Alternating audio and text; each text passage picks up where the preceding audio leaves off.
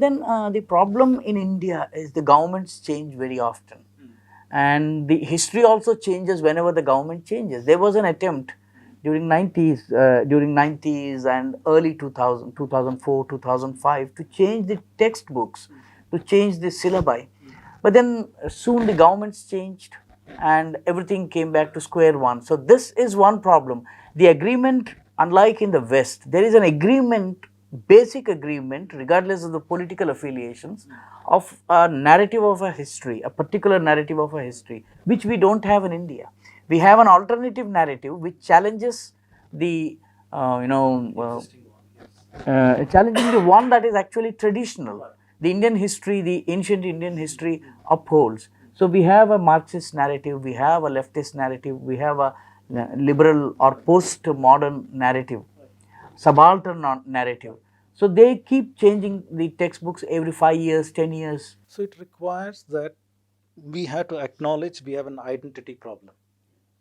We have to acknowledge that the Indian student cannot get a healthy identity with what is being taught today in the class.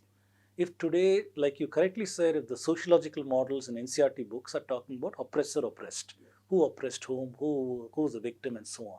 If the student in the class is told that the student sitting in the first bench, he's responsible, his ancestors are responsible for your poverty, how is he going to have any kind of positive feelings towards that student? When you cannot even have unity in the classroom because of this identity politics, then where is the question of national unity? So it's up to the government to realize what is our identity, what is it that we want to teach our children. For example, United States, they control their identity very tightly. They have the story of American exceptionalism that is taught to students right from the beginning. They are not going to allow any Marxist to come and rewrite their history for them, or some Britisher to write their narrative for them. Americans are doing that. Proud American intellectuals are doing that. Same thing in China. Proud Chinese intellectuals are writing their history. They're not going to let a Britisher write their version. Yes. In India, we don't have ownership. So I think it requires at least an ordinance or a constitutional change where we say this is our identity as Indians. We need to connect to the ancient Bharatiya civilization because that is the reality of who we are.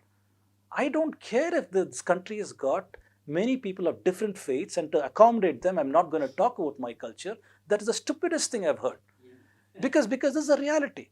Just because we talk with the reality of Bharatiya civilization does not undermine the other person's identity. If he wants a religious identity behind closed doors, please have it. But then your ancestors are also participants in this Bharatiya culture, Bharatiya civilization. Why don't we tell the truth about that? What is so-called saffron or any of this? These are ridiculous labels that are put to undermine and to reject the Indian civilization.